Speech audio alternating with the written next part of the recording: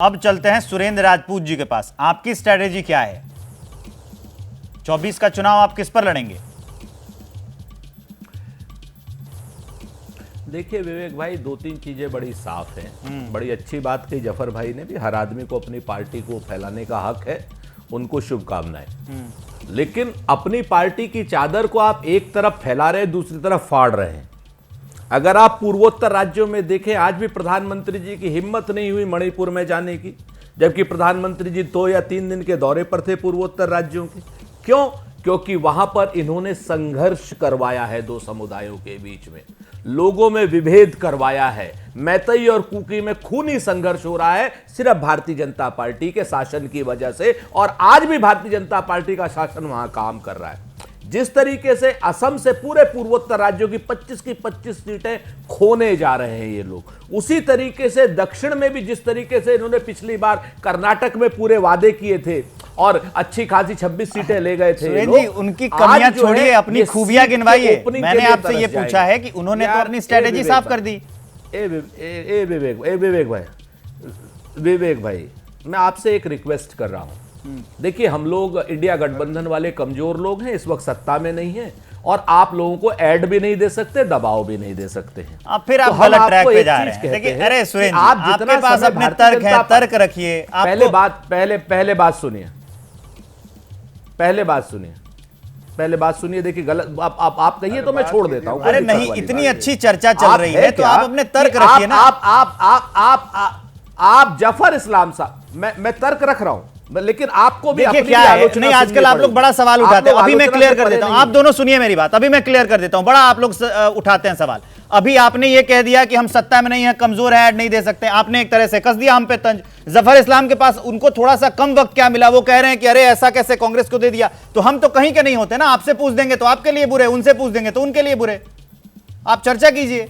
मैं कह रहा था कि आप ये बताइए कि आपकी स्ट्रेटेजी क्या है। जफर इस्लाम ने अपनी स्ट्रेटेजी बता दी, बात खत्म। अगर आप पूरी बात नहीं सुनना चाहते हैं, अगर नहीं, आपकी बात खत्म नहीं, आप कहीं कोई खुदाई फौजदार है कि मैं सारी बातों का सिर्फ आप ही का जवाब दूं, मैं अपनी बात ना रखूं? रख लीजिए। क्या मैं इतना भी अधिकृत नहीं हूं कि 30 आपने 15 सेकंड में मुझे टोक दिया? समय खराब कर रहे हैं आपने मुझे 15 सेकंड में, जफर इस्लाम साहब को 2 मिनट आप बिल्कुल क्या ना गुगा बुल्लू कर समय की लड़ाई छोड़िए सुरेंद्र जी। अब ये अब जफर इस्लाम साहब आपके समर्थन में उतर आए। वही तो कह रहा हूं ना कि आप लोग भी तो, आप बस अपनी बात रखिए, आप अपनी लड़ाई बंद करके आप अपनी बात रख लीजिए कि आपकी स्ट्रेटेजी क्या है। हटाइए इनको, दूसरे को दीजिए चांस बोलने के लिए, समय खराब। तो मैं आपको वही बता रहा था। ये एंकर भी अब यही हो गए, आपके चैनल के मालिक भी हो गए। अरे छोड़िए, आप अपनी बात रखिए, देख लीजिए, आप आपके सामने है ये। अरे आप अपनी बात रखिए, वो चुप हो गए। जी, दो चीजें बहुत साफ हैं। हम लोग जनता के सहारे, जनता के भरोसे पे, जनता के नेतृत्व में चुनाव लड़ रहे हैं। और नंबर 1, नंबर 2, बेरोजगारों को जो पेपर लीक सेवा आयोग हो रहा है, लोक सेवा आयोग की जगह 1 करोड़ लोग जमीन पर है, आपको दिखाई नहीं दे रहे हैं। आपको दिखाई नहीं दे रहे हैं वो इलेक्टोरल बॉन्ड, जिसकी वजह से ईडी के छापे पड़ते हैं और रुक जाते हैं। आपको वो ईडी इलेक्टोरल बॉन्ड नहीं दिखाई दे रहे हैं, जिसकी वजह से 140 करोड़ के इलेक्टोरल बॉन्ड जैसे ही लेते हैं, 14,000 करोड़ का मेगा इंजीनियरिंग को बंबई का कॉन्ट्रैक्ट मिल जाता है, बंबई की बीएमसी का। ये जो इलेक्टोरल बॉन्ड की वजह से अब तो ये स्पष्ट है, भारतीय जनता पार्टी भ्रष्ट है। आज तक की सबसे भ्रष्टतम सरकार के जाने का समय आ गया है।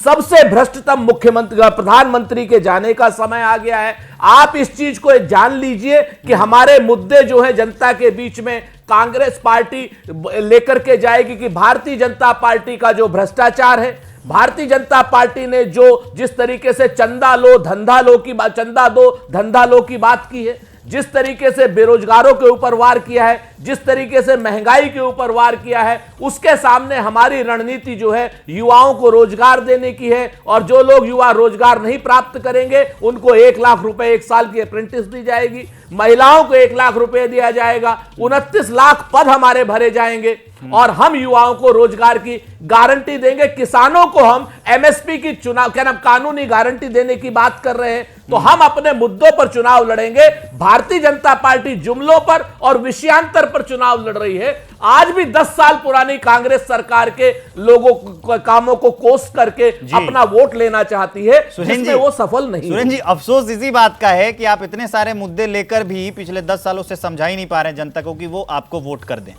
खैर, आपके पास अब मैं वापस लौटूंगा। रामकृपाल सर कुछ ऐड करना चाहते हैं? नहीं, मैं ये कह रहा हूँ कि जैसे अभी शुरू में बात हुई, अभय जी ने भी रखा, जब हम एनडीए और इंडिया अलायंस की बात करते हैं और ये कहते हैं कि दोनों कहीं फंसे हुए हैं, तो हमें जरा ज़मीनी सच्चाई पर ध्यान देना चाहिए। एनडीए जो है उसमें बीजेपी अपने बूते 303 सीट लेके आई थी। अगर वो नहीं भी बढ़ रही है, कुछ सीटें उसकी घट भी जाएं, तो भी वो सत्ता में 272 अगर 250 पाती है तो सत्ता में वापस आ जाएगी। इंडिया अलायंस इसलिए बना था कि किसी एक पार्टी को, सबसे बड़ी पार्टी कांग्रेस ही थी, 52। देखिए 303 को 375-70 ले जाना उतना मुश्किल नहीं है, लेकिन 52 को 252 बनाना ज़्यादा मुश्किल है। तो अर्जेंसी एनडीए के लिए उतनी नहीं है जितनी इंडिया अलायंस के लिए होनी चाहिए थी। तो ये नहीं देखना चाहिए कि उनके घर में भी, बिहार में और महाराष्ट्र में भी कुछ नहीं हुआ। अगर बिहार और महाराष्ट्र में कुछ भी नहीं होगा तो भी 16-17 सीटें बीजेपी की आई थी बिहार से। महाराष्ट्र से कितनी थी?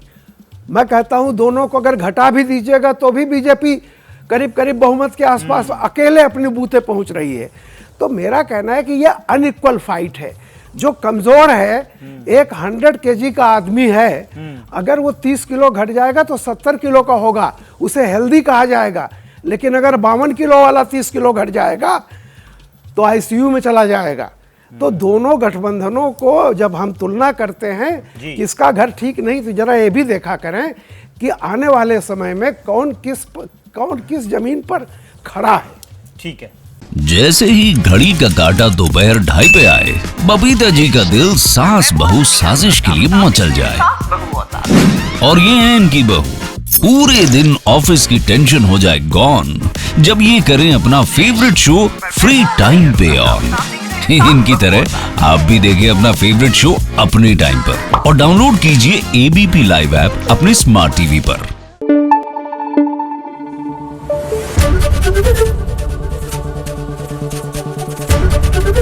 एबीपी न्यूज आपको रखे आगे।